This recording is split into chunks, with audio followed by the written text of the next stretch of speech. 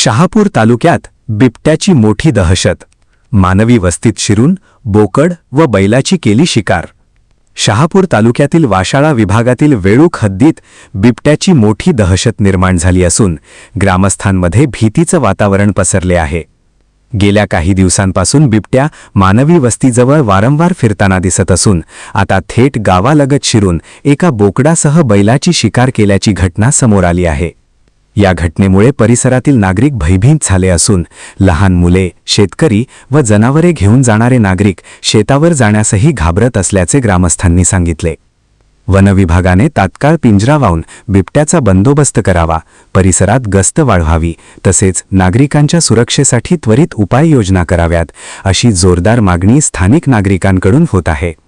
बिबट्याच्या वाढत्या वावरामुळे वेळूक परिसरात भीतीचं सावट पसरले असून कोणतीही मोठी दुर्घटना घडण्यापूर्वी वनविभागाने तातडीने कारवाई करावी अशी मागणी नागरिकांकडून होत आहे.